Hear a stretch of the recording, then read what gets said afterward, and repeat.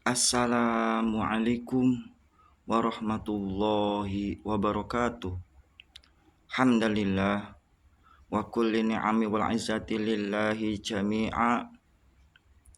Wassalatu wassalamu ala Rasulillah Sayyiduna wa Maulana Muhammad ibni Abdillah wa ala alihi wa sahbihi wa mawalah, amma ba'd. Yang selalu kutakdimi dan kumuliakan guru mursyidku, dengan kerendahan hati yang selalu kami untuk mengetuk keberkahan dan karomahnya dengan segala kekurangan kami. Dan yang kami muliakan dan takdimi pula guru-guru spiritual, guru-guru kami semuanya,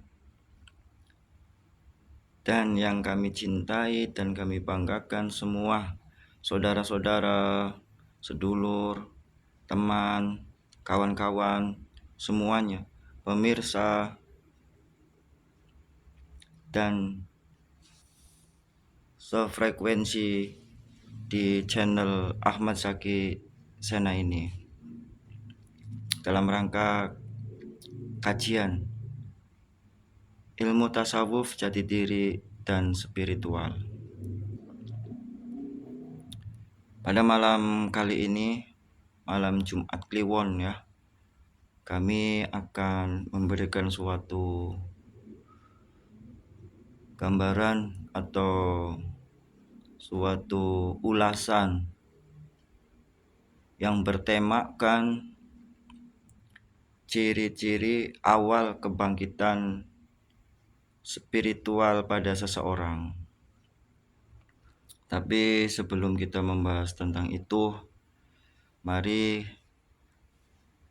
kita untuk meramaikan hasanah kajian ilmu, untuk like dan subscribe channel kami agar kita selalu terhubung.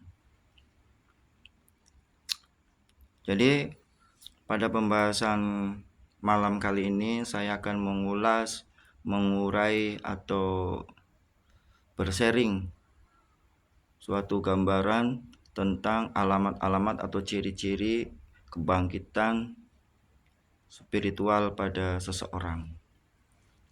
Oke, kita mulai. Yang pertama itu seseorang tersebut akan mendapatkan ujian, musibah, sesuatu yang tidak mengenakan, sesuatu yang secara manusiawi atau sifat-sifat kemanusiaan itu membuatnya terpukul atau sedih. Selalu silih berganti mendapatkan ujian, cobaan dari berbagai macam arah. Tapi intinya ujian tersebut itu tidak akan Allah itu memberi sesuatu kepada hambanya itu tidak sesuai dengan kemampuannya. Intinya mampu untuk dijalaninya. Tapi pada seseorang tersebut dengan dijalaninya dengan penuh keikhlasan, kesabaran, dan berbaik sangka. Dari berbagai macam ujian, baik ujian tentang keluarganya, ujian tentang ekonominya, baik ujian tentang nama baiknya, macam-macam ujian itu silih berganti. Tapi dijalaninya dengan penuh kesabaran, atau bolehlah dikatakan itu memperoleh keberhasilan dari ujian itu. Yang kedua, tuh ciri mulai kebangkitan spiritual itu mulai suka menyendiri atau diam dalam kesunyian, menikmati dalam kesunyian, merasa ada sesuatu kepuasan di dalam kesendiriannya itu. Berarti secara kesadaran tanpa dibuat-buat itu mengarah kepada kesunyian, ingin mencari kesendirian yang memiliki arti dan kepuasan daripada kesendiriannya itu.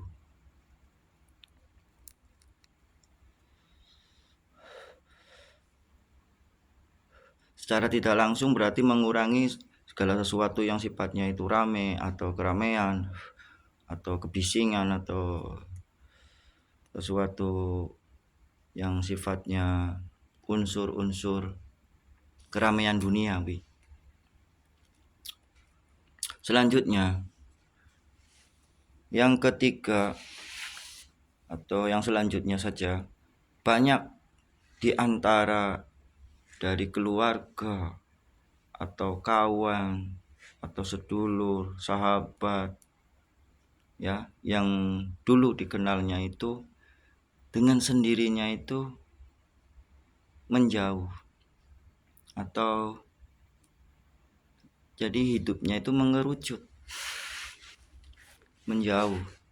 Nggak tahu alasannya itu kenapa, tapi secara skema atau realitasnya itu menjauh.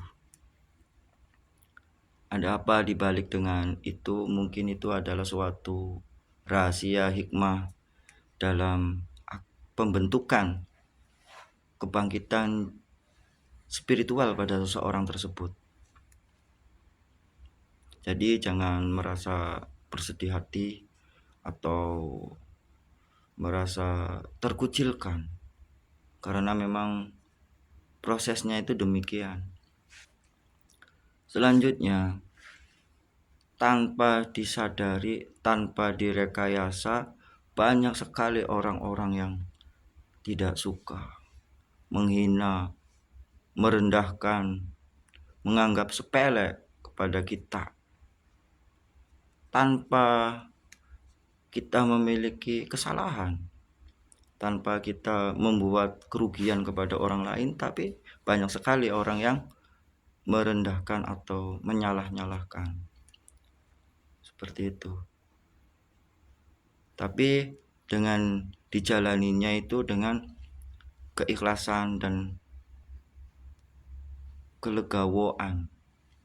Legowo, lamun kata bahasa Jawanya itu legowo. Ikhlas menjalaninya itu. Selanjutnya, dalam kesendiriannya itu memfikirkan suatu jati diri. Suatu jati diri, kita itu arahnya itu mau kemana. Kita itu berasal dari siapa. Kita itu akan kemana. Harus bagaimana. Jadi dalam kesendiriannya itu memfikirkan tentang jati diri. Ingin mengenal Tuhan Sang Maha Esa, Sang Maha Kuasa. Bagaimana caranya? Yang difikirkan di dalamnya itu seperti itu. Sehingga dari pikiran itu suatu mencetak pikiran antara hati, hubungan antara hati ingin mengenal Sang Maha Kuasa, atau dalam istilah Islamnya itu adalah Allah Subhanahu wa Ta'ala.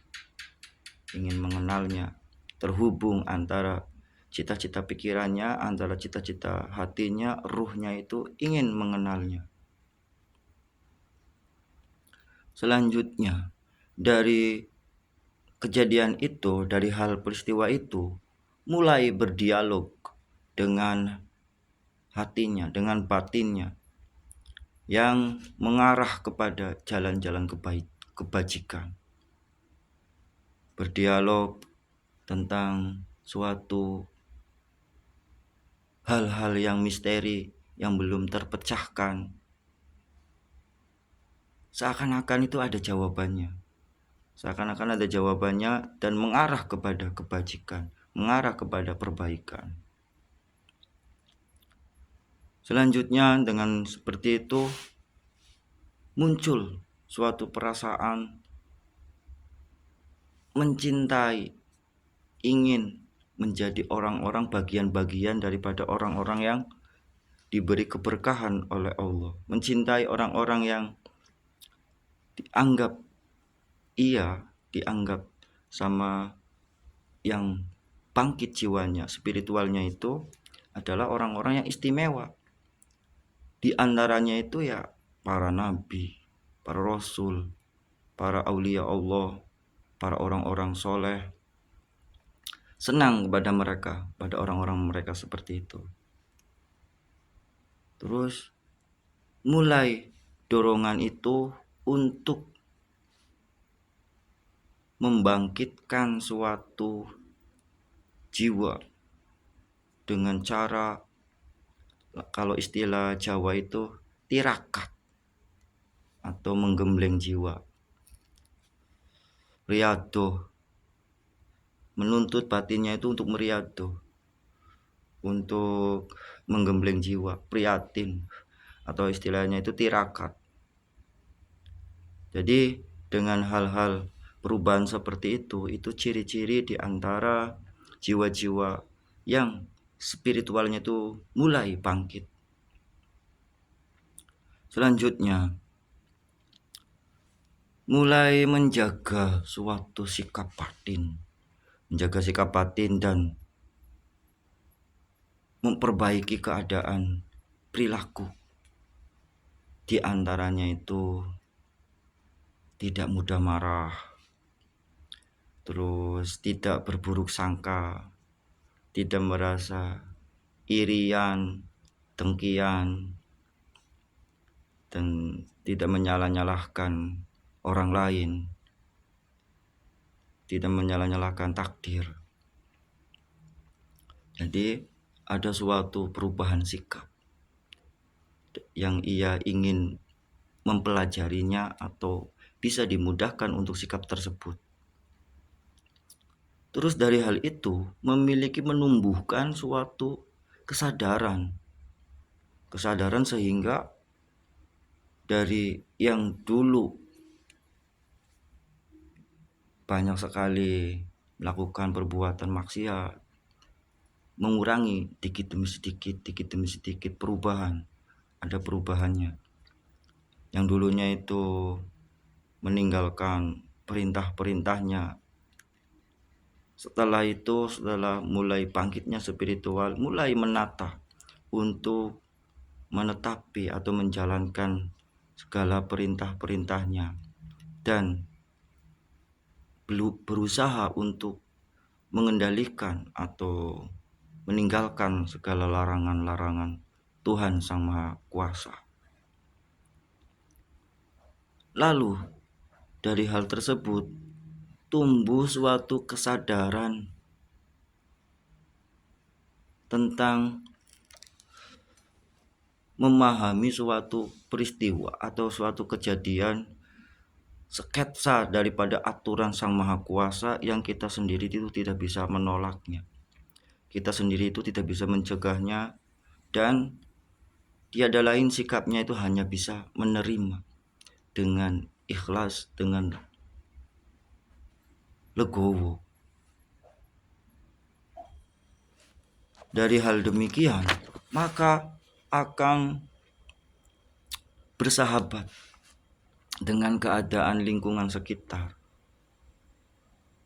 tidak membuat suatu kerusakan, tidak menumbuhkan suatu kerugian bagi yang kita tinggali di sekeliling-kelilingnya, baik alam lingkungan, tumbuh-tumbuhan, atau hewan, dan lingkungan sekitarnya itu tumbuh rasa kasih sayang, tidak sewenang-wenang atau tidak sembrono, menumbuhkan rasa persahabatan, rasa keakraban, rasa peduli dengan alam sekitar, bukan hanya manusia, tapi pada lingkungan sekitar pun, baik air, tanah, udara, tumbuh-tumbuhan, hewan, mulai tumbuh rasa ingin satu frekuensi, satu persahabatan, keakraban yang dinamis, yang saling mempengaruhi keterikatan. Tuh mulai daripada ciri-ciri orang yang spiritualnya itu mulai bangkit. Selanjutnya, mencari kepuasan batin. Mencari kepuasan batin, orientasinya itu, harapannya itu, yang ia cari itu. Kepuasan batin itu diantaranya ketenangan jiwa. Tadi dengan sendiri dengan menyendiri, dengan diam itu adalah ketenangan batin, ya itu mulai suatu kepuasan.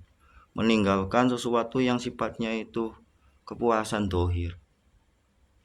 Kepuasan dohir ataukah berjalan-jalan, apakah mencari hiburan, piknik, hiking, shopping, seperti itu sudah mulai merasakan kepuasannya itu kalah dengan kepuasan batin, dengan kepuasan menyendiri atau perenungan atau kontemplasi, istilahnya itu perenungan pikiran, antara pikiran dengan batin untuk mencari jati diri dan ketenangannya. Istilah kalau kita makan itu yang dirasakan itu bukan kelezatan makanan yang menempel ke lidahnya, tapi esensi daripada makanannya itu, fungsinya itu untuk menguatkan badan, untuk menguatkan unsur-unsur yang ada di dalam diri manusia, karena manusia masih membutuhkan makanan. Lalu banyak suatu sikap-sikap yang terjadi perubahan yang dianggap orang itu memiliki suatu keanehan, suatu ketidaknormalan dalam lingkungan sekitar. Banyak sekali orang yang mencemohkan atau yang aneh lah seperti itu. Itu suatu perubahan-perubahan yang mengarah kepada kebangkitan spiritual. Selagi tidak bertentangan dengan syariat Allah, tidak bertentangan dengan aturan-aturan pemerintah dan negara. Aku kadang sering sekali melakukan suatu perubahan-perubahan yang aneh. Kadang merasa lucu, kadang merasa banyak candanya, kadang merasa menyendiri, kadang merasa ingin diam, seperti itu. Jadi gejolak-gejolak perubahan itu sering terjadi pada orang-orang yang memiliki ciri kebangkitan spiritual, awal-awal kebangkitan spiritual. Lalu cirinya itu adalah dalam rahasia, suatu sorotan matanya itu menyimpan suatu cita-cita yang ingin dicapainya. Sorotan matanya itu semakin berisi atau semakin ada suatu harapan yang ingin dicapainya. Menyimpan sesuatu tujuan yang mulia, rahasia yang mulia di dalamnya itu. Tapi bukan berarti tatapan mata yang kosong. Tatapan mata kosong itu mengong seperti itu. Dan pula bukan tatapan mata yang melotot, bukan. Tatapan mata yang ada suatu harapan, cita-cita yang ingin dicapainya, difikirkannya, seperti itu. Maka dari suatu keadaan-keadaan perubahan-perubahan yang demikian itu, maka wajiblah kita untuk mencari suatu petunjuk, mencari suatu pencerahan, mencari suatu jalan bagaimana arah selanjutannya, agar jangan sampai kita tergoda oleh suatu arah yang menyimpang daripada ajaran-ajaran Kangjeng Nabi Muhammad sebagai panutan kita, ajaran-ajaran Tuhan yang Maha Esa, agar jangan sampai kita memilih sesuatu dalam jalan yang cara-cara penipuan yang disesatkan oleh pikiran kita, oleh hawa nafsu kita, oleh bangsa-bangsa goib dan jin-jin yang menyesatkan kita. Maka tiada lain kita untuk minta petunjuk kepada Allah Subhanahu wa ta'ala, beristikharah, meminta petunjuk dengan berwasilah kepada para kekasih-kekasihnya, kekasih Allah, ya, mulai dari Kangjeng Nabi Muhammad sallallahu alaihi wasallam, dengan kepada para kekasih-kekasihnya, sultan-sultan aulia Allah, meminta petunjuk dengan berwasilah kepada mereka semua. Di dalam sholat, di dalam kita berdoa, di dalam kita melakukan suatu kebaikan, dari hasil kebaikannya itu mengharap petunjuk kepada Allah, agar kita diberikan petunjuk jalan yang diridhoi oleh Allah.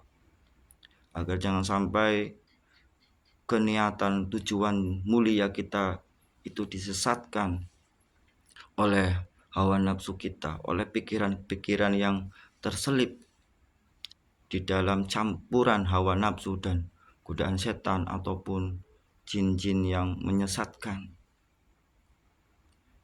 Semoga kita semua memperoleh pencerahan dan bimbingan dari para kekasih-kekasihnya Allah untuk dihantarkan menuju kepada jati diri kita, untuk menuju kepada jati diri Allah Subhanahu wa Ta'ala.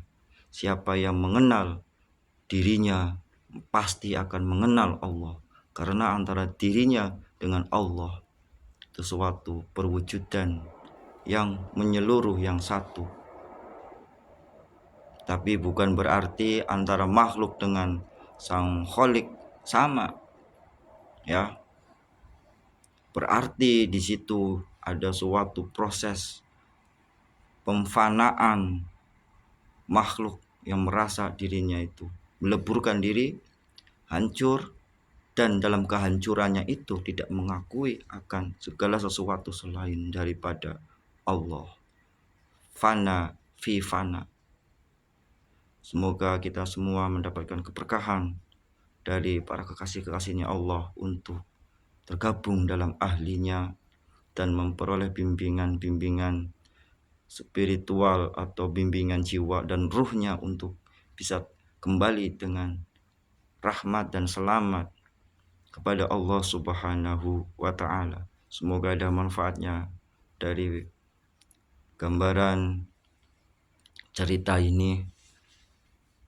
Kalau ada kesalahannya mohon maaf, hanya sebatas sharing dan berbagi. Semoga memberikan kemanfaatan untuk kita semua. Wassalamualaikum warahmatullahi wabarakatuh.